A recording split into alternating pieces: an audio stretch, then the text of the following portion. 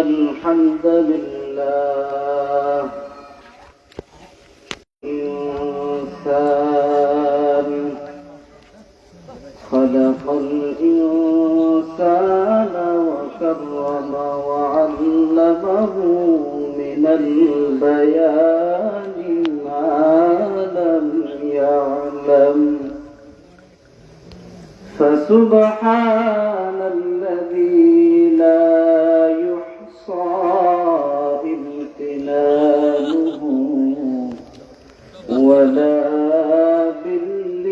باللسان ولا بالقلم ونشهد أن لا إله إلا الله وحده لا شريك له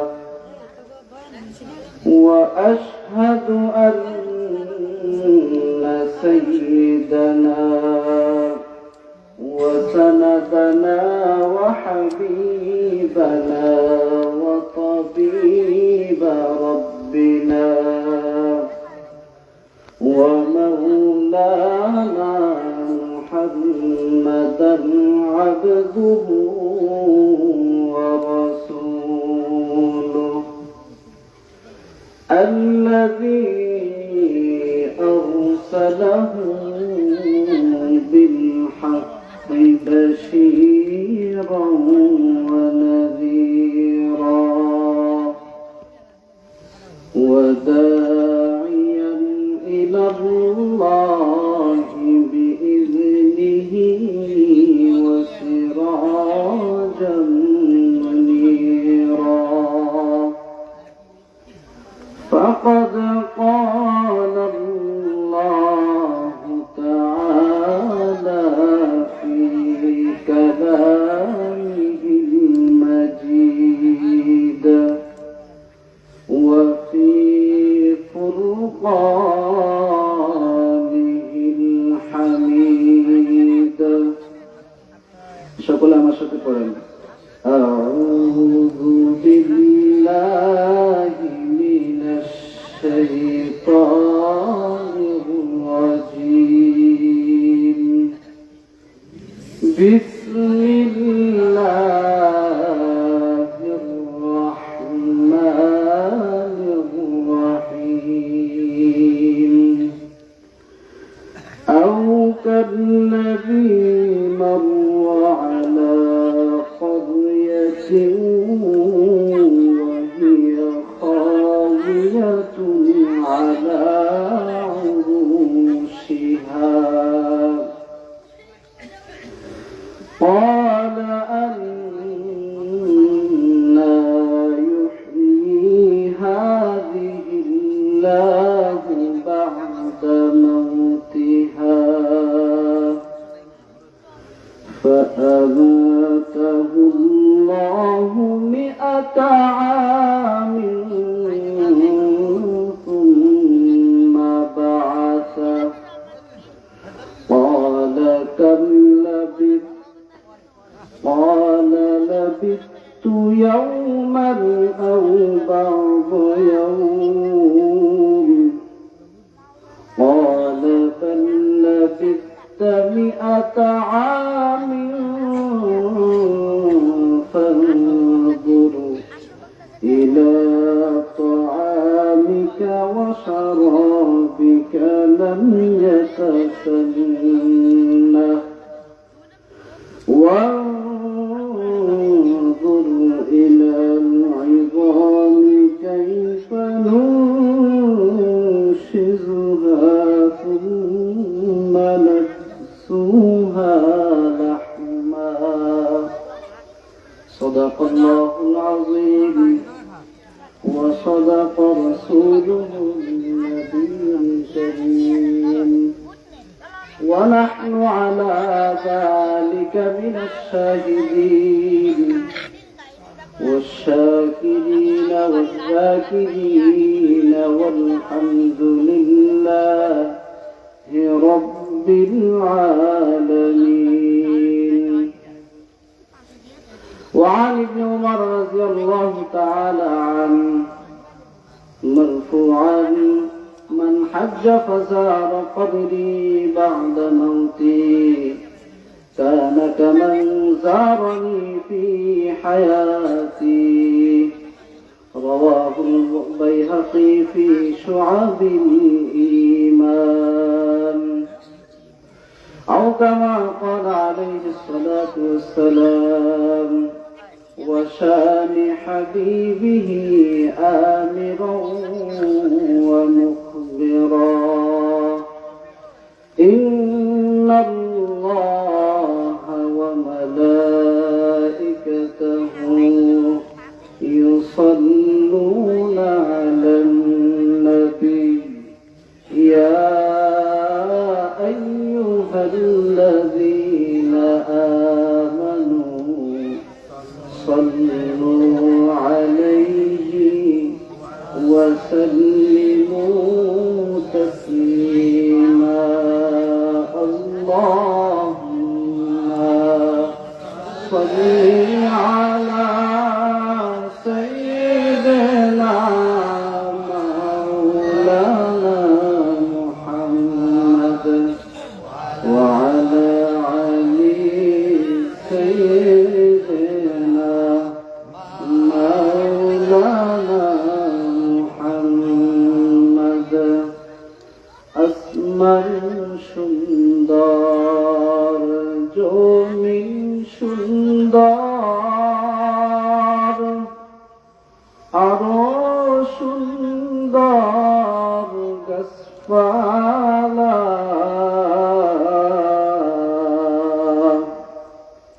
তার চেয়েও অধিক সুন্দর বিশ্ব নবী মুস্তাফা আল্লাহুম্মা সাইয়্যিদিনা মাওলানা মুহাম্মদ ওয়া আলা আলি সাইয়্যিদিনা মাওলানা মুহাম্মদ আলহামদুলিল্লাহ মুআজ্জাল মুহতারাম কাবিল ইহতারাম সৈয়দা তালিবুল কোরআন মডেল মাদ্রাসার অষ্টম বার্ষিক ওয়াজ ও দোয়ার মাহফিল আজকের মাহফিলের সম্মানিত সভাপতি ও ইসলামী যুব সংগঠনের যুবক ভাইয়েরা আমার পর্দার অন্তরালের মা ও বোনেরা আমার সামনে উপবিষ্ট সম্মানিত মুসল্লিয়ানে কেরাম সকলকে আমার পক্ষ থেকে আসসালামু আলাইকুম ওয়া রাহমাতুল্লাহি ওয়া বারাকাতুহু।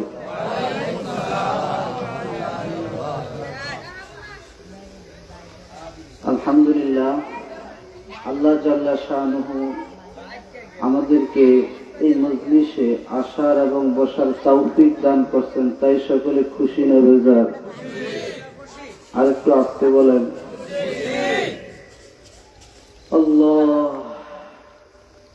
আল্লাহ তাআলার শুকরিয়ার মাধ্যমে আমাদেরকে এখানে আনছে। এটা একটা কোরআনের মাহফিল। এটা কিসের মাহফিল? কোরআনের মাহফিল। হাদিসে বর্ণনা আসছে যেখানে দ্বীনি আলোচনা হয়। কি হয়? দ্বীনি আলোচনা হয়। আমার সাথে কিছু কথা বলতে হবে। আমি আপনাদের এলাকার সন্তান, আপনারা সবাই আমাকে চিনেন কম বেশি, এই জন্য আমার কিছু হক আছে আপনাদের সাথে একটু কথা বলার, আছে না? একটু কষ্ট করে কথা বলে। তো এই মজলিসের মধ্যে বসলে হাদিসের বর্ণনায় আসছে আসমানের মধ্যে ফেরেশতারা ৭০,০০০ ফেরেশতা বসে বসে আপনাদের জন্য আমাদের জন্য মাগফিরাতে দোয়া করতে থাকে। সুবহানাল্লাহ। আর আল্লাহ তাআলা তাদের কাছে বলে যে তোরা না বলছিলি তারা দুনিয়াতে যা ফিতনা ফাসাদ করব, এই জন্য আল্লাহ বলতেছে ক্বালা ইন্নী আ'লামু মা লা তা'লামুন, আমি আল্লাহ যা জানি তোরা তা জানোস না। তো এই দ্বীনি মজলিসে আসতে পারে আমরা সকলে আলহামদুলিল্লাহ বলি। আলহামদুলিল্লাহ। এই শুকরিয়া যদি আদায় করি, কিয়ামত পর্যন্ত শুকরিয়া আদায় করে শেষ করা যাবে না। তার আগে আমার দুটো কথা আছে। এই মাহফিলটা কিন্তু যুব সমাজের মাহফিল। বিশেষ করে আমার এলাকার যারা যুবক ভাইরা আছেন, আমার হৃদয়ের স্পন্দন, কলিজার টুকরা, আমি আশা করব আপনারা সকলে যে যেখানে আছেন, দোকানে থাকেন, পাটে থাকেন, ঘরে থাকেন, যেখানে থাকেন, আল্লাহর ওয়াস্তে আপনাদের দুটো হাতে পায়ে ধরি মজলিসের মধ্যে আমরা চলে আসি। তার কারণ এই মাহফিলটা আমাদের। কাদের? আমাদের। প্রত্যেকটা যুবক ভাই মনে করতে হবে কি এই মাহফিলটা কার? আমাদের। এটা সাকসেস করলে এটা আমাদের জন্যই লাভ। আর এই মজলিসটার মধ্যে বসলে কি সাকিনা নাজিল হইতেই থাকে, সাকিনা নাজিল হইতেই থাকে। আর হাদিসের বর্ণনা আসছে, কোরআন শোনার জন্য এবং কোরআন বোঝার জন্য যদি কেউ 1 ঘন্টা বসে থাকে, আল্লাহ তাআলা ওই ব্যক্তির আমল নামায় 500 রাকাত নফল নামাজের সওয়াব দিয়ে দেয়। তাইলে এত বড় একটা নিয়ামত থেকে আমরা বঞ্চিত হয়ে যাইতেছি, আফসোস লাগে। তো এই জন্য আমি বিনীতভাবে অনুরোধ করব, আমার যুবক ভাইরা যে যেখানে আছেন না কেন, অতি সত্বর আমরা মজলিসের মধ্যে চলে আসি। আল্লাহু আকবার। আমি আপনাদের মাঝে আসছি, আমি 2টা বিষয়ের উপর আলোচনা করব। আল্লাহ রাব্বুল আলামিন যেন আমাকে কোরআন ও হাদিসের আলোকে আপনাদেরকে যেন 2-4টা কথা বলি, আমি নিজেও আমল করতে পারি, আপনাদেরও যেন আমল করতে পারেন। আল্লাহ তাআলা আমাকে এবং আপনাদের উভয়কে কবুল করেন। সকলে বলেন আমিন। আল্লাহ, শুকরিয়া এমন একটা জিনিস। বাদশাহ হারুনুর রশিদ অনেক বড় একজন বুজুর্গ ব্যক্তির কাছে গেলেন, যায়া বলতেছে যে হুজুর কেমন আছেন, কি অবস্থা? হুজুর হাতে একটা গ্লাস নিয়েছে। কি নিছে? 1 গ্লাস পানি। বলতেছে বাদশাহ বলো তো এই 1 গ্লাস পানির মূল্য কত? বলতেছে হুজুর পানির কি অভাব আছে আমাদের দেশে? পানির কি অভাব আছে? তো 1 গ্লাস পানির দাম কত? তো হুজুর খুব জোর দিয়ে বলতেছে। তো চিন্তা করলে নিশ্চয়ই কোনো এখানে রহস্য আছে। তো বলতেছে হুজুর আমি জানি না, আপনি বলে দেন। তো বলতেছে মনে করো তুমি এমন একটা জায়গায় গেলা যেখানে মরুভূমি, চতুর্দিকে কোনো কি নাই, পানি নাই, পানির পিপাসায় তোমার কলিজা শুকায় গেছে। ঠিক ওই মুহূর্তে 3-4 দিন যাবৎ তোমার কাছে কি নাই, পানি নাই। ঠিক ওই কঠিন মুহূর্তে, অন্তিম মুহূর্তে যদি আমি তোমাকে 1 গ্লাস পানি দেই, তার বিনিময়ে তুমি আমাকে কি দিবা? বাদশাহ হারুনুর রশিদ বলতেছে আমি আমার রাজ্যের অর্ধেক দিয়ে দেব। কিছুক্ষণ আগে 1 গ্লাস পানির দাম কি আছিল, মূল্য আছিল? এখন কি 1 গ্লাস পানি অনেক মূল্য হয়ে গেছে। এখন বলতেছে যে এই 1 গ্লাস পানি খাওয়ার পর ধরো 2 দিন পরে তোমার এমন প্রস্রাবের ব্যাগ হয়েছে, কিন্তু প্রস্রাব আসতেছে না। ঠিক ওই মুহূর্তে যদি আমি তোমাকে চিকিৎসা করায়া প্রস্রাব বের করে দিই, তো এর বিনিময়ে তুমি আমাকে কি দিবা?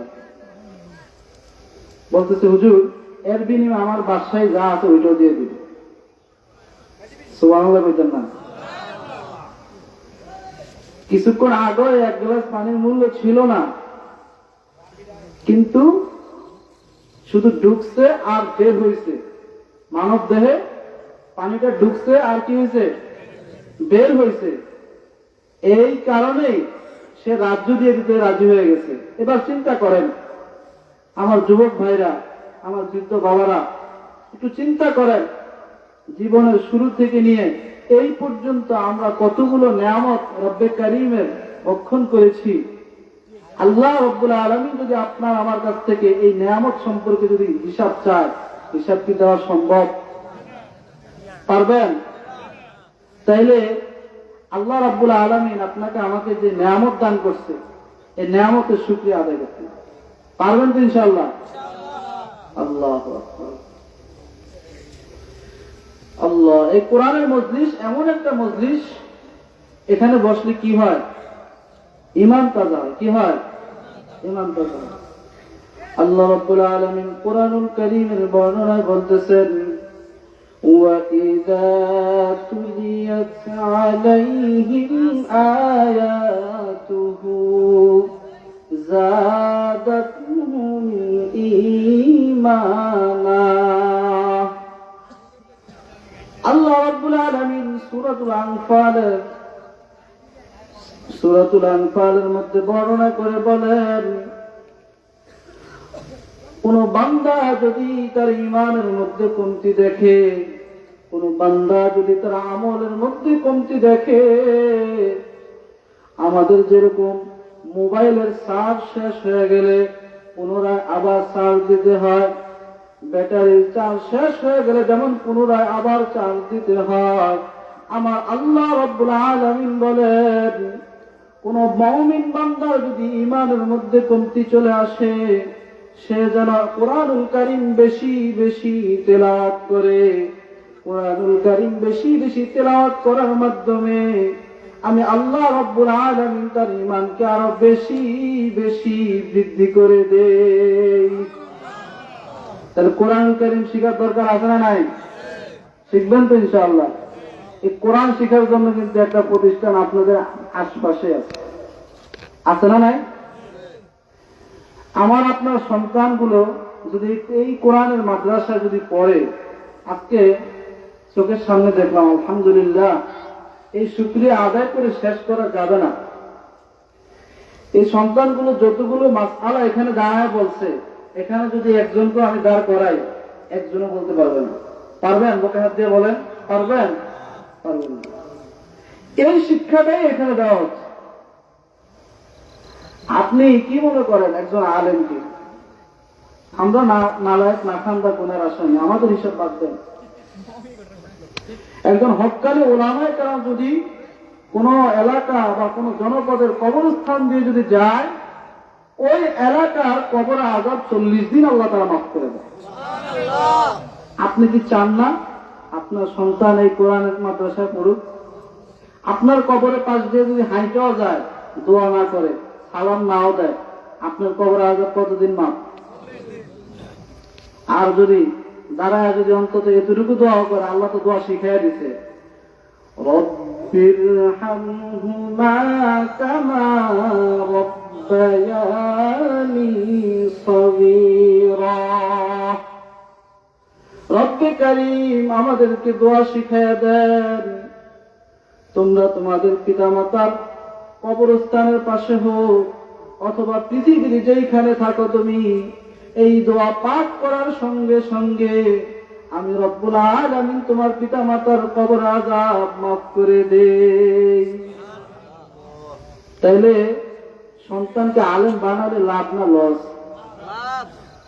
তাহলে কেন আমি আজকে দীর্ঘ 2 মাস 3 মাস যাবত এখানে আসা যাওয়া করি এই মাদ্রাসায়, তো দেখতেছি এলাকার সন্তানদের যে একটা অবস্থা, এটা আমাদের ব্যর্থতা। কি বলেন? এগুলো আমাদের কি ব্যর্থতা? যেটা হলো এক একটা ছাত্রের পোশাকের দিকে তাকাইলে মনে হয় এই ছেলেগুলোর, বাচ্চাগুলোর মা বাবা নেই। অথচ আলহামদুলিল্লাহ ঘর বাড়ি সাজানোর জন্য প্রত্যেকটা ঘরের মধ্যে এত সুন্দর সুন্দর ভাবে সাজানো আছে, কিন্তু ছেলে সন্তান গুলাকে মাদ্রাসার মধ্যে দিলে সবাই গরিব হয়ে যায়। আমাদের এলাকায় নাই। আমাদের এলাকায় আছে,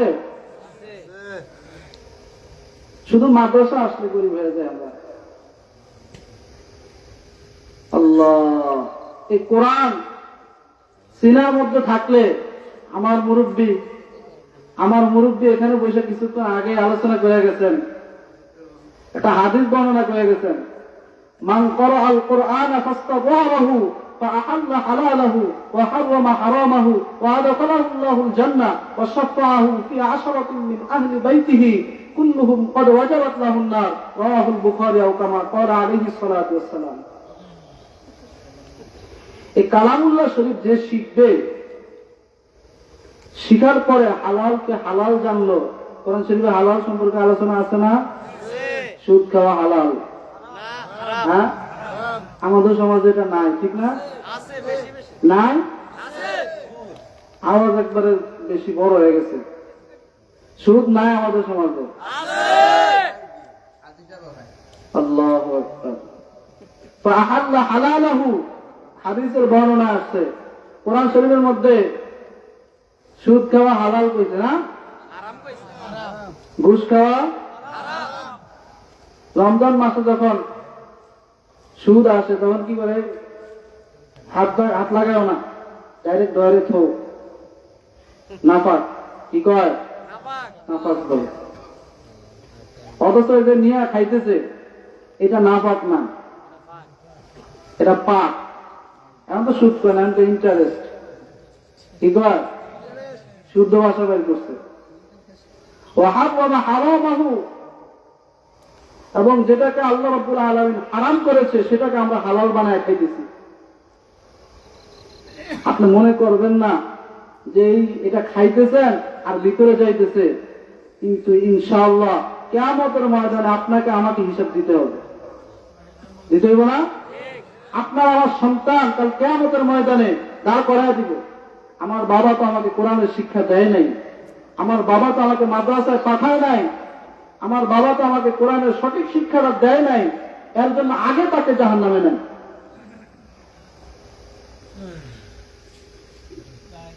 কোরআনের শিক্ষাগুলো দেওয়া দরকার আছে না নাই? আমি আপনাদের কাছে রিকোয়েস্ট করব, অনুরোধ করব, আমাদের সন্তানগুলোকে মাদ্রাসায় ভর্তি করান। আপনি মারা যাওয়ার পর আমি গ্যারান্টি দিলাম আপনার সন্তান আপনার জানাজা পড়াবে। আপনার জানাজা কোন কুকুর বিড়াল পড়াবে না, আপনার সন্তান একজন আলেম পড়াবে। কথা বলেন ঠিক কিনা? কোরআনের মাদ্রাসা দিতে রাজি আছেন তো ইনশাআল্লাহ? ওয়াদাখালাহুল্লাহুল জান্নাহ।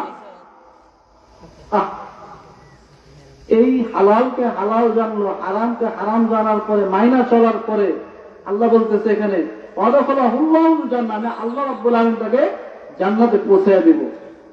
হালালকে হালাল জানলে, হারামকে হারাম জানলে, মাইনা চললে আল্লাহ কি কইতেছে? ওয়াদাখালাহুল্লাহুল জান্নাহ।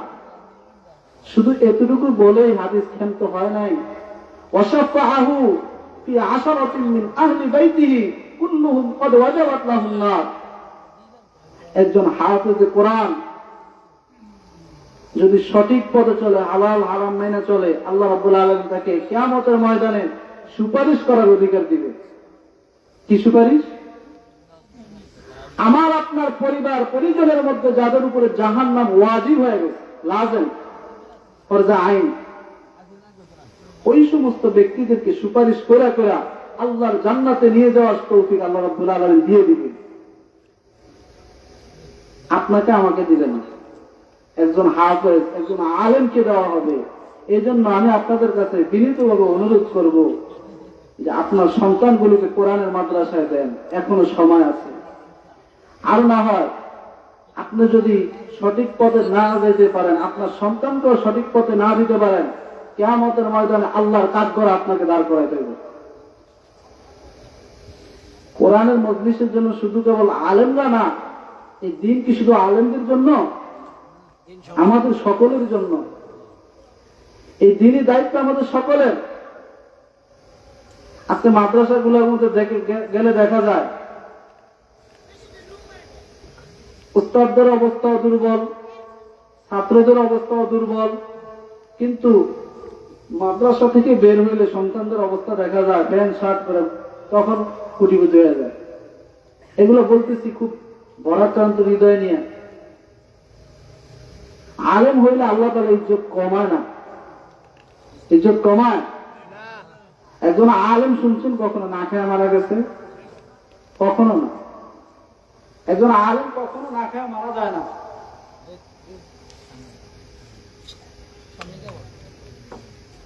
এই জন্য আপনাদের কাছে আমার দরখাস্ত থাকবে, আমার আপনার সন্তানদেরকে কোরআনের মাদ্রাসায় ভর্তি করাবেন। পারবেন তো ইনশাআল্লাহ? মনে থাকবে? আমি আমার মূল আলোচনা চলে যাচ্ছি। أو كالذي مر على قرية। আল্লাহ রাব্বুল আলামিন সূরাতুল বাকারা সূরাতুল বাকারার মধ্যে বর্ণনা করে বলেন, আও কাল্লাযী মাররা আলা ক্বরিয়া, অথবা তোমাদের এরকম একটি গ্রামের কথা জানা আছে কি, ওয়াহিয়া খাওয়িয়াতুন আলা উরুশিহা, যেই গ্রামের ঘর বাড়িগুলো ছাদের উপর পতিত হয়েছিল। এখানে মুফাসসিরিন ইকরাম স্পষ্ট তাফসীরের বর্ণনা বলতেছেন যে ওই এলাকায়, ওই জনপদ, ওই ভূমির মধ্যে আল্লাহ রাব্বুল আলামিন এমন একটা আযাব দিলেন যে আযাবের কারণে ওই জমিনটাকে আল্লাহ রাব্বুল আলামিন উৎপাত করে দিলেন।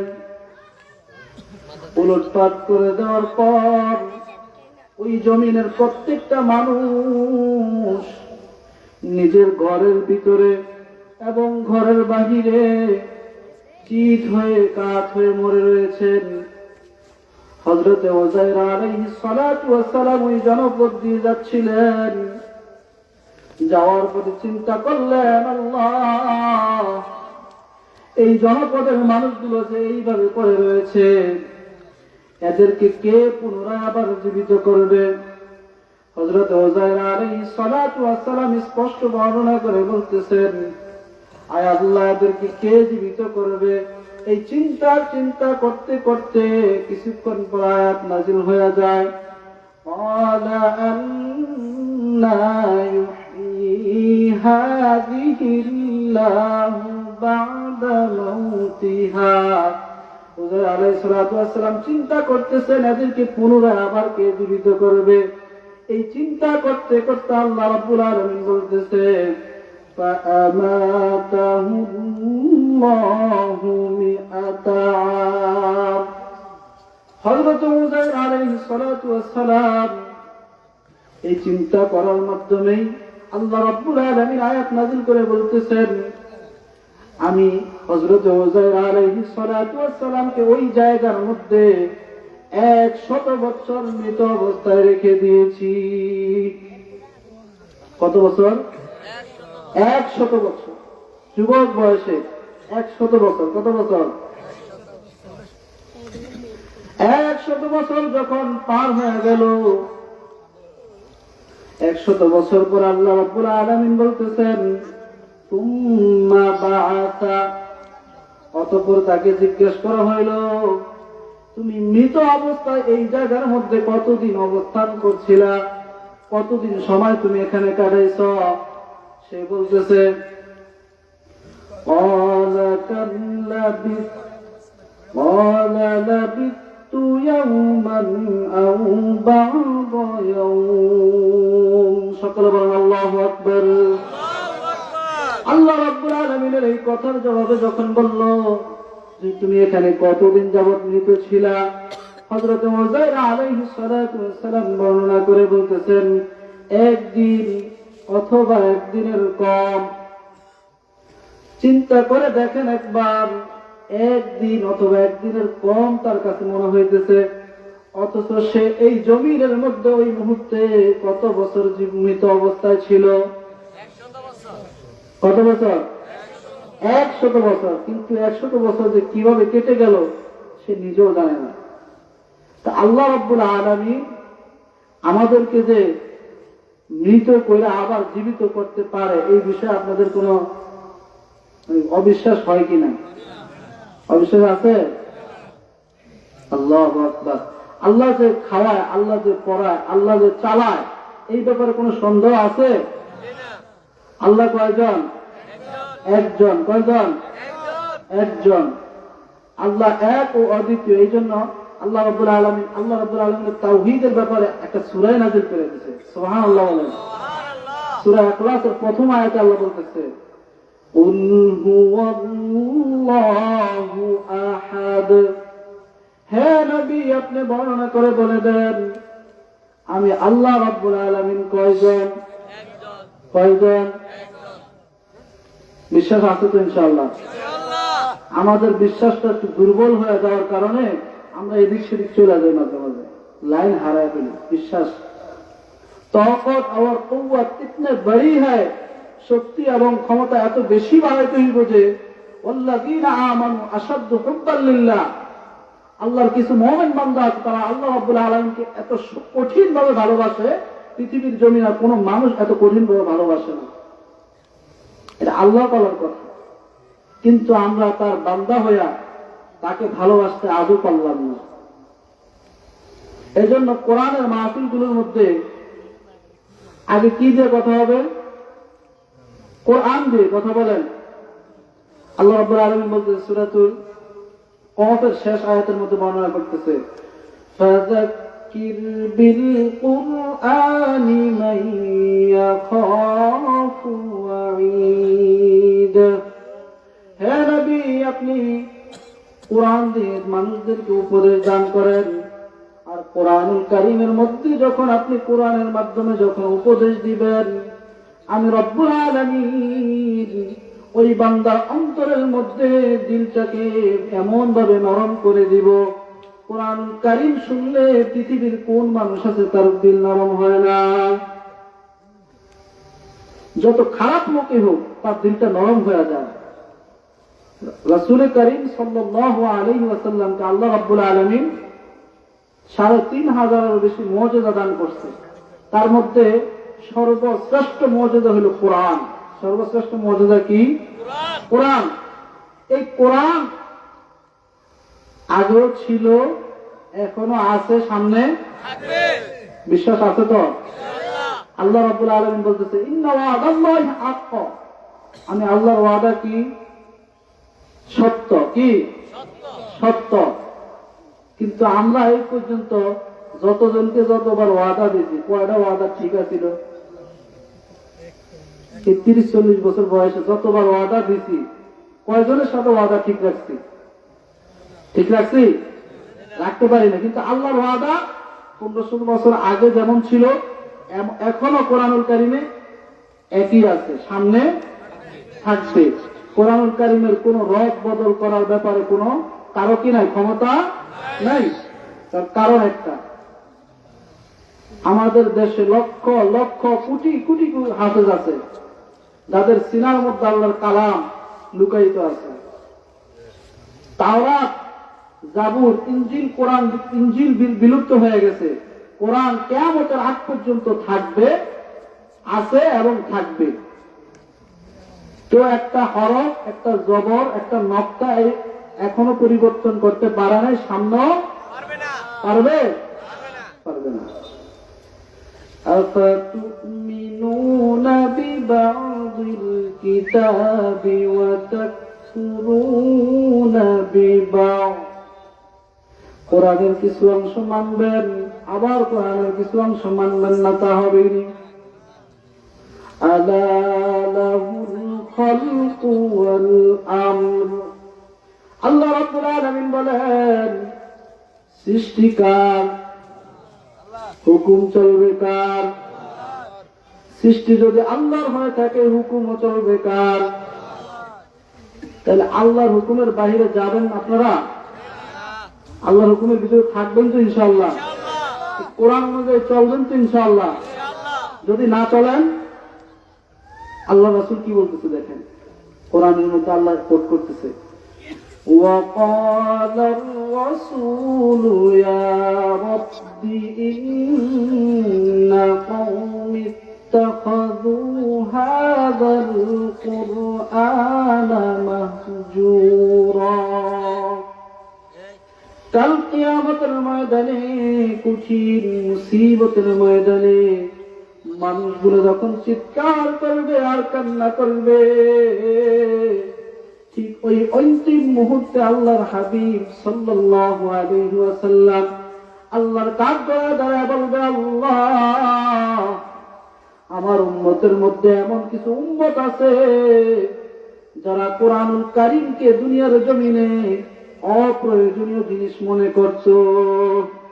আজকে আমাদের সমাজে কোরআনটা এতই অবহেলিত, এতই নিকৃষ্ট হয়ে গেছে। কোরআনুল কারীম ঘরের তাকের উপরে থাকে, কোরআনুল কারীমের উপরে 1 ইঞ্চি ময়লা থাকে, কিন্তু কোরআনুল কারীম পড়ার মতো মানুষ আজকে দুনিয়ার ভিতরে নাই। আছে? কোরআন শরীফের উপরে 1 ইঞ্চি ময়লা জমা থাকে তাকে কোরআনের সম্মান যদি না দেন, আল্লাহর হাবিব নিজেই কাঠ গড়া দাঁড়ায় বলবে, আল্লাহ এদেরকে আপনি শাস্তি দেন। এরা দুনিয়াতে কোরআনকে অপ্রয়োজনীয় জিনিস মনে করত। আজকে আমাদের কোরআনের এতই অবহেলা, কোরআনের মাদ্রাসায় দিলেও মনে করি যে এরা দান সৎকা খায় বড় হইব। আলহামদুলিল্লাহ, বুকে সাহস রেখে বলতেছি, আমার জীবনীতে থেকে একটু কথা বলি। আমি যখন লেখাপড়া শুরু করি, আমার এক স্বজন বলছে, নাম বলবো না, বলছে যে মাদ্রাসায় পড়লে ভিক্ষা করে খাবি, আর আমার ছেলে সরকারি চাকরি করবো। কি করব? সরকারি চাকরি করবো, তোরা দান সৎকার খায় বড় হইবি। কিন্তু আলহামদুলিল্লাহ, আল্লাহ তাআলা ইজ্জত দেওয়ার মালিককে, ইজ্জত নেওয়ার মালিককে। তুইজ্জু মান তাশা ওয়া তুযিল্লু মান তাশা। ইজ্জতের মালিককে, ইজ্জতের মালিককে। আজকে আল্লাহ তাআলা তাকে আমার চাইতে নিচে রাখছে। আমি ছোট মানুষ, আমি এখানে বসে কথা বলার যোগ্যতা রাখি না। আমার মুরব্বীদের দোয়া এবং আপনাদের কথা এবং যুবক ভাইদের অনেক রিকোয়েস্ট ছিল, এজন্য আমি আসছি। আমি এখানে কথা বলার মতো নগণ্য গোলাম, আমার ওই যোগ্যতা নাই। এখানে আমার চাইতে অনেক বড় বড় ওলামায়ে কেরাম বয়ান করবেন, তাদের কাছ থেকে আমার চাইতে ভালো জানতে পারবেন। আমি ছোট মানুষ, তো এই জন্য বলতেছি, ইজ্জতের মালিক কে বলেন? আল্লাহ কি এখন আছে না নাই? আল্লাহ কি দুনিয়া থেকে চলে গেছে? বিপদে পড়লে কার কাছে চাবেন? আল্লাহর কাছে চাবেন। কোন দুনিয়ার তাগুত শয়তানের কাছে কখনো হাত পাতবেন না। এই জন্য কোরআনুল কারীমের মধ্যে আমরা তো জিকির করি না?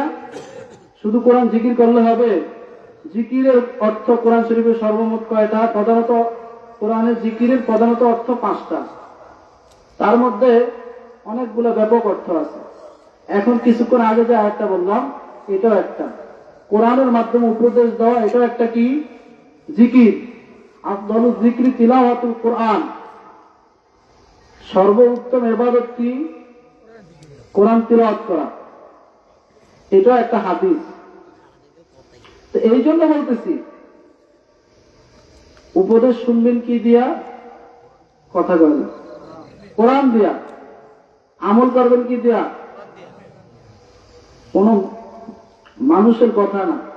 এই আমল কোরআন শিখতে হলে কার কাছে যাইতে হইব? আলেমের কাছে যাইতে হইব। সে আলেমের কাছ থেকে কোরআন ও হাদিসের সঠিক মাসালাগুলো জানতে পারবেন। কিন্তু কোন তাগুত শয়তানের কাছে গেলে কখনো কোরআন হাদিসের সঠিক মাসালা জানতে পারবেন না। এই জন্য আমি যে আয়াতে কারিমা তেলাওয়াত করতেছিলাম, তা আল্লাহ রাব্বুল আলামিন মনে আছে,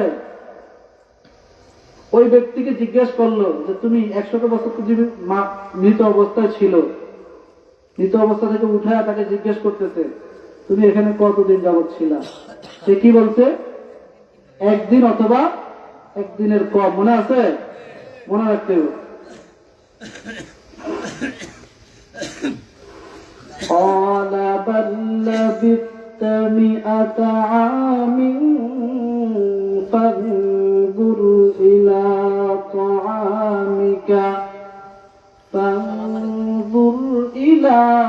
طعامك وشرابك لم يتسنه। আল্লাহ রাব্বুল আলামিন বলতেছে, ও যায়ের, তুমি 1 দিন অথবা 1 দিনের কম না, তুমি এই জায়গার মধ্যে 100 বছর মৃত অবস্থায় ছিলে। فانظر إلى طعامك وشرابك لم يتسنه।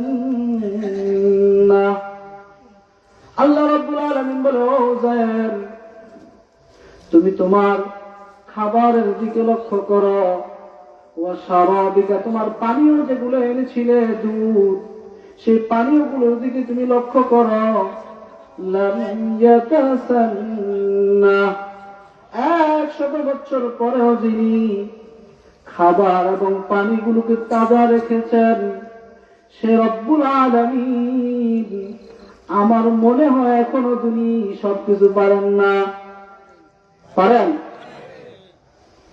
100 বছর পর্যন্ত যে খাবারগুলা 100 বছর আগে যেমন ছিল এখনো তেমন আছে। আল্লাহ বলতেছে লাম ইয়াতাসান্না, এগুলো এখনো পচে গলে যায় নাই। দুনিয়ার খাবার, প্যাকেটজাত খাবার রাখতে হইলে অন্তত 6 মাস 1 বছর একটা ডেট দিয়ে রাখতে হয়, অথবা অ্যালকোহলের মাধ্যমে তাকে কি রাখতে হয়, প্যাকেজিং জাত করে রাখতে হয়। কিন্তু আল্লাহ রাব্বুল আলামিন যে প্যাকেজিং ছাড়া, অ্যালকোহল ছাড়া যিনি 100 বছর এই খাবারগুলোকে তাজা রাখছেন, তিনি এখনো আছে না নাই? তার ক্ষমতা এখনো আছে না নাই? বিশ্বাস করেন? আল্লাহু আকবার। আল্লাহ রাব্বুল আলামিন তারপরের মধ্যে বলতেছেন ওয়ানজুর ইলা হিমারিকা ওয়ালিনাজআলাকা আয়াতাল লিন্নাস। আল্লাহ রাব্বুল আলামিন হযরত উযাইর আলাইহিস সালাতু ওয়াস সালামকে লক্ষ্য করে বলতেছেন, উযাইর ওয়ানজুর ইলাল ইযাম, তুমি তোমার ওয়ানজুর ইলা হিমারিকা, তুমি তোমার গাধা ছিলেন তো, যে গাধায় চড়ে তুমি এখানে এসেছিলে, সে গাধার দিকে লক্ষ্য করো। সে গাধার শরীরের মাংসগুলো পচে গলে অস্থিসার হয়ে গিয়েছিল। শুধু অস্থিসার হয়ে যায় নাই, হাড্ডিগুলো প্রায় বিলুপ্তির পর্যায়ে চলে গিয়েছিল। ওয়ানজুর ইলা হিমারিকা ওয়ালিনাজআলাকা আয়াতাল লিন্নাস। আল্লাহ রাব্বুল আলামিন শুধু এতটুকুই বলে ক্ষান্ত হয় নাই, বলতেছে উযাইর, আজকে আমি আল্লাহ রাব্বুল আলামিন তোমাকে এমন একটা দৃষ্টান্ত স্বরূপ বানিয়ে রাখবো, পৃথিবীর মানুষ তোমাকে দেখে যেন কিয়ামতের আগ পর্যন্ত শিক্ষা নিতে পারে যে আল্লাহ রাব্বুল আলামিন শেষ থেকে শুরু করে, দুনিয়ার মানুষ শুরু থেকে শেষ করে, কিন্তু আমার রব্বে কারীম শেষ থেকে শুরু করে। বলতেছে আমি আল্লাহ রাব্বুল আলামিন তোমাকে গোটা জাতির জন্য একটা নিদর্শন স্বরূপ বানিয়ে রাখতে চাই, যেন জাতি তোমাকে দেখে শিখে। তারপর আমার আল্লাহ রাব্বুল আলামিন বলতেছেন ওয়ানজুর ইলাল ইযামি কাইফা নুনশিজুহা। উযাইর আলাইহিস সালাতু ওয়াস সালাম আল্লাহ রাব্বুল আলামিন বলেন, তুমি যেই গাধাকে এনেছিলে ওই গাধার দিকে লক্ষ্য করো, তার হাড্ডিগুলোকে আমি আল্লাহ রাব্বুল আলামিন কিভাবে সংযোজন করে দিচ্ছি। সে আল্লাহ এখনো পারে কিনা? যেখানে গাধার কি হয়ে গেছে, হাড্ডি মাংস গলে পড়ছে, সব শেষ হয়ে গেছে, আল্লাহ কি বলতেছে ওয়ানজুর ইলাল ইযামি, তুমি তোমার এই গাধার হাড্ডিগুলোর দিকে তাকাও, দেখো কিভাবে আমি তাকে সংযোজন করে দিতেছি, জোড়া লাগায় দিতেছি। তারপরে বলতেছে কাইফা নুনশিজুহা তুম্মা নাকসুহা লাহমা। আল্লাহ রাব্বুল আলামিন বলতেছেন ও উযাইর, হাড্ডিগুলোকে কিভাবে সংযোজন করে দেই, শুধু আমি আল্লাহ রাব্বুল আলামিন এতটুকুর মধ্যেই ক্ষান্ত নই, তুম্মা নাকসুহা লাহমা, আমি আল্লাহ রাব্বুল আলামিন ওই হাড্ডিগুলোর মধ্যে মাংসগুলোকে কিভাবে সংযোজন করে দিচ্ছি, জোড়া লাগিয়ে দিচ্ছি, তুমি একটু তাকায়া দেখো। হযরত উযাইর আলাইহিস সালাতু ওয়াস সালাম এইভাবে যখন তাকায়া দেখতে লাগলেন, তিনি তাকিয়ে দেখতে দেখতেই বলতে লাগলেন فَلَمَّا تَبَيَّنَ لَهُ قَالَ أَعْلَمُ أَنَّ اللَّهَ عَلَى كُلِّ شَيْءٍ قَدِيرٌ। আল্লাহ রাব্বুল আলামিনের এই নিদর্শনগুলো দেখার পর হযরত উযাইর আলাইহিস সালাতু ওয়াস সালাম এই অবস্থা যখন দেখতে লাগলেন, চোখের সামনে একটি মরা যার কোনো অস্তিত্ব ছিল না। আল্লাহ রাব্বুল আলামিন একটা গাধাকে যখন হাড্ডিগুলোকে সংযোজন করে দিয়েছিলেন, শুধু সংযোজন করেই শেষ হয় নাই, তিনি তার শরীরের মধ্যে মাংসগুলোকে স্থাপন করে দিয়েছেন। এই অবস্থা থেকে হযরত উযাইর আলাইহিস সালাতু ওয়াস সালাম বলতেছেন, ক্বালা আ'লামু আন্নাল্লাহ, ও আল্লাহ, আমি আপনার এই বিষয়গুলোকে বিশ্বাস করি, আমার বিশ্বাস করার বাকি নাই। আপনি যে ইন্নাল্লাহা আলা কুল্লি শাইইন কাদির, আপনি রব্বুল আলামিন, পৃথিবীর সব ক্ষমতার ঊর্ধ্বে, আপনার উপরে আর কোনো ক্ষমতা নাই। আছে? যে আল্লাহ মৃত থেকে জীবিত করতে পারে, সে আল্লাহ এখন আছে না নাই? কিছু হইলে তো আমরা বাবার কাছে চলে যাই। কই যাই? কথা করেন যুবক ভাইরা, ইমানকে বড় করতে হবে। আল্লাহ রাব্বুল আলামিন আমাদেরকে অনেক সময় দিয়া ইমান চেক করে, আবার নিয়েও কি করে? ইমান চেক করে। যে ব্যক্তি ধৈর্যের সাথে থাকে, আল্লাহ বলতেছেন ইন্নাল্লাহা মা'আস সাবিরিন, নিশ্চয় আমি আল্লাহ রাব্বুল আলামিন ধৈর্যশীলদের সাথে আছি। তো ধৈর্যশীলদের সাথে কে আছে? আল্লাহ। যার সাথে আল্লাহ, তার পৃথিবীর কোন মানুষ দরকার আছে? তাহলে আল্লাহ আমাদের দরকার আছে না নাই? আছে। আল্লাহ। এই আমি কিন্তু এখন তর্জমা করছি, এখনো কিন্তু শানে নজুলে যাইনি। এই আয়াতের শানে নজুলে বর্ণনা আছে, যে ব্যক্তির কথা এতক্ষণ আলোচনা হইল, উনি একজন নবী ছিলেন। কি ছিলেন? হযরত উযাইর আলাইহিস সালাতু ওয়াস সালাম, উনি একজন কি ছিলেন? নবী ছিলেন।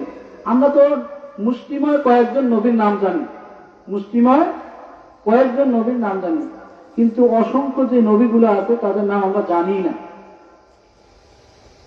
তো এই জন্য পৃথিবীর শাসন করছে মোট 4 জন। কয়জন? 4 জন। মুসলমানদের মধ্যে থেকে কয়জন? ইহুদি খ্রিস্টানদের মধ্যে থেকে কয়জন? 2 জন। মুসলমানদের মধ্য থেকে যে 2 জন, একজন হলেন হযরত সুলাইমান আলাইহিস সালাতু ওয়াস সালাম। কে? জেনে রাখেন, এগুলো খুব দরকার। 2 নম্বরে কে? বাদশাহ যুলকারনাইন। নাম শুনছেন? সূরা কাহাফ স্পষ্ট বর্ণনা আছে। এবার ইহুদি খ্রিস্টানদের মধ্য থেকে 2 জন, একজনকে নমরুদ। কে? 2 নম্বর বাদশাহ বখতে নসর। কে? বাদশাহ বখতে নসর। এই বাদশাহ বখতে নসর তাওরাত কিতাবকে বিলুপ্ত করে দেওয়ার জন্য, বাইতুল মুকদ্দাসকে ধ্বংস করে যত আলেম আছে, তাওরাতের যত অনুসারী আছে, প্রত্যেকদেরকে কি করছে? জেলখানা বন্দী করলো। বন্দী করার পর উযাইর আলাইহিস সালাতু ওয়াস সালামের কথা মনে আছে তো? দীর্ঘদিন পর তাওরাত কিন্তু বিলুপ্ত হয়ে গেছে। তাওরাত কি হয়ে গেছে? সব আলেম এবং সব অনুসারীদেরকে কই নিয়ে গেছে? জেলখানা। বখতে নসর বাদশাহ নিয়ে যাওয়ার পর, অনেকদিন পর যখন ছাড়লো, বাদশাহ বখতে নসর ছেড়ে দেওয়ার পর হযরত উযাইর আলাইহিস সালাতু ওয়াস সালাম বাইতুল মুকদ্দাসে যখন আসলেন, আসার পরে পরিচয় দিতেছে, আমি অমকের সন্তান। বলতেছে অমকের সন্তান। 100 বছর পরে আয়া বলতেছে, 100 বছর মধ্যে এর বাবা আছে না নাই? আমরা তো এখন 70 বছরে পাই না। 100 বছরের মধ্যে কে নাই? এর বাবা মা সব মারা গেছে। তিনার যে সন্তানরা ছিল তারাও প্রায় বয়োজ্যেষ্ঠ হয়ে গেছে।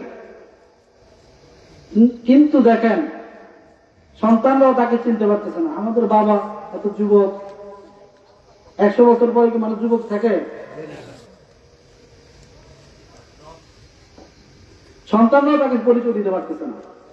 এই অবস্থায় সকলে যখন একটু টেনশনের মধ্যে পড়ে গেছে, তখন হঠাৎ করে মনে আসছে যে হযরত উযাইর আলাইহিস সালাতু ওয়াস সালাম তাওরাতের হাফেজ ছিলেন। কি ছিলেন? তাওরাতের একজন হাফেজ ছিলেন। বলতেছে, আপনি যদি উযাইর আলাইহিস সালাতু ওয়াস সালামই হয়ে থাকেন, তাহলে আপনি আমাদেরকে তাওরাত কিতাব শোনান। কি করেন? তাওরাত কিতাব শোনান। এই কথা যখন বলছে, তিনি তাওরাত কিতাবটি কি করলেন? সুন্দরভাবে পাঠ করলেন। পাঠ করার পর এই তাওরাত বিলুপ্ত হওয়ার পরে ওনার মাধ্যমে, হযরত উযায়ের আলাইহিস সালাতু ওয়াস সালামের মাধ্যমে আল্লাহ রাব্বুল আলামিন তাওরাতকে আবার পুনর্জীবন দান করছেন। বলেন না সুবহানাল্লাহ।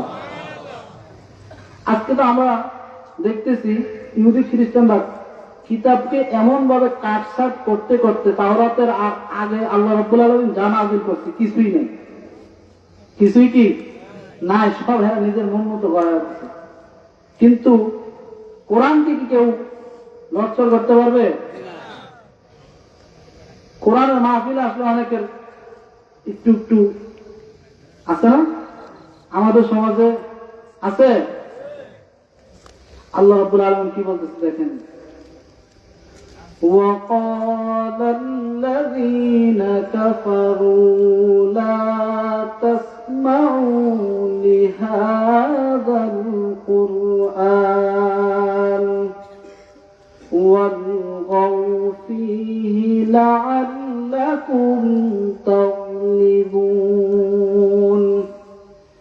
আল্লাহ রাব্বুল আলামিন বলেন, কোরআনুল কারীমের আলোচনা যেখানে হয়, ওই সময় রাসূল করিম সাল্লাল্লাহু আলাইহি ওয়াসাল্লামের জামানায় মানুষ যখন কোরআনের দিকে যখন ধাবিত হচ্ছিল, ঠিক ওই মুহূর্তে যখন কোরআনের মাহফিলের দিকে যখন যাইত, রাসূল করিম সাল্লাল্লাহু আলাইহি ওয়াসাল্লামের কিতাবের মুতালা যেখানে হইতো, আহলে সুফফা যেখানে বলা হয়, ওই মাদ্রাসার দিকে মানুষ যখন যাইত, তাদেরকে বলতো লা তাসমাউ লিহাদাল কুরআন, তোমরা এই কোরআনকে শুনিও না, ওয়ালগাউ ফীহি লাআল্লাকুম তাগলিবুন, কোরআনের আলোচনা শুনলে তোমরা পথভ্রষ্ট হয়ে যাবা।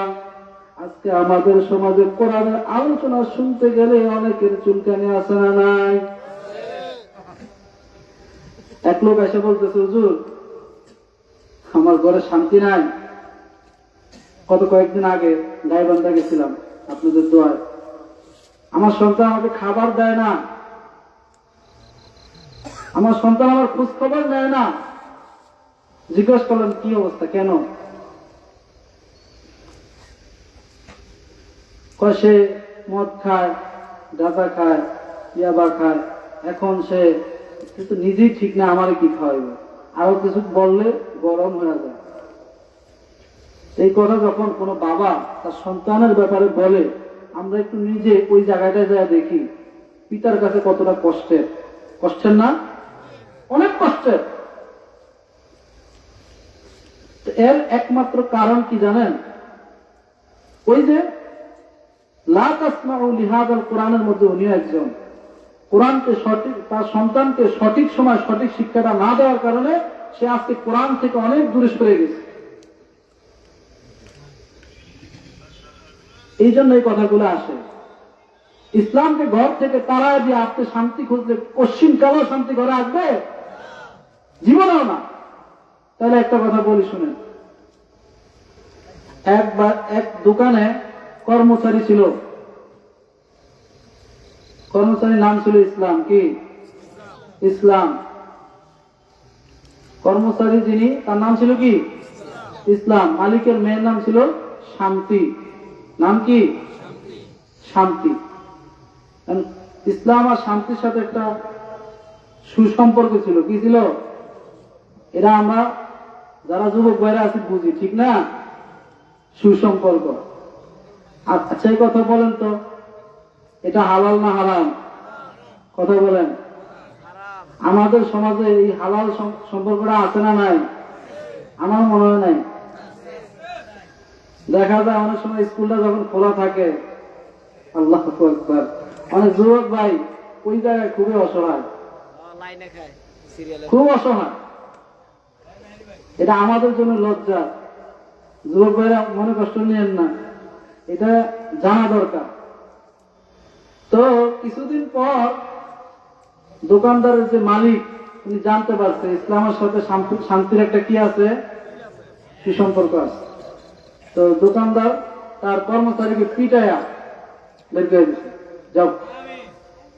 বের করে দেওয়ার পরে ইসলামও চিন্তা করলো যে আমাকে বের করে দিছ, তোমার ঘরে শান্তি কিভাবে থাকে আমি দেখব, শান্তি কিভাবে থাকে আমি দেখব। কিছুদিন পর শান্তিও ঘর থেকে পলে গেছে। এখন দোকানদার ঘরে বসে বসে কান্না করতেছে, আর বলতেছে আমার শান্তি চলে গেছে, আমার শান্তি ঘর থেকে বের হয়ে গেছে, আমার ঘরে শান্তি নাই, দোকানে শান্তি নেই, যেখানে যায় অশান্তি। তো বলতেছে ইসলাম যেখানে নাই সেখানে শান্তি কোত্থেকে আসবে? কথাটা অন্যদিকে নিয়েন না, পজিটিভ দিকে নেন। ইসলাম যেখানে নাই সেখানে কখনো শান্তি আসতে পারে? ইসলামকে আমরা ঘর থেকে তাড়ায় দেওয়া শান্তি খুঁজি, আমরা হচ্ছি মুসলমান। এই জন্য ইসলামকে জানতে হবে, বুঝতে হবে, কোরআন ঘাটতে হবে। কোরআনুল কারীমের সঠিক কথাগুলো যারা গোপন করবে তাদের ব্যাপারে আল্লাহ রাব্বুল আলামিন কঠিন হুঁশিয়ারি দিচ্ছে, শুনবেন। ইন্নাল্লাযীনা ইয়াকতুমুনা মা আনজালনাহু মিনাল বায়্যিনাতি ওয়াল হুদা মিন বা'দি মা বায়্যানাহু লিন-নাসি ফিল কিতাব উলাইকা ইয়ালআনুহুমুল্লাহু ওয়া ইয়ালআনুহুমুল লাঈনুন। সকলে বলেন আল্লাহু আকবার। আমাদের প্রধান মেহমান যিনি তিনি চলে আসছেন, তো আমি আপনাদেরকে আহ্বান করব, আমি আপনাদের সন্তান, আমার ভুল ত্রুটি হলে ক্ষমার দৃষ্টিতে দেখবেন, ক্ষমা করবেন তো ইনশাআল্লাহ। এখন আমাদের মুরব্বী আসতেছেন, আমাদের পীর সাহেব আসতেছেন, সকলে বলেন নারায়ে তাকবীর, নারায়ে তাকবীর, নারায়ে রিসালাত। আমি আমার বক্তব্য এখানে শেষ করছি। ওয়া আখির দাওয়ানা আলহামদুলিল্লাহি রাব্বিল আলামিন।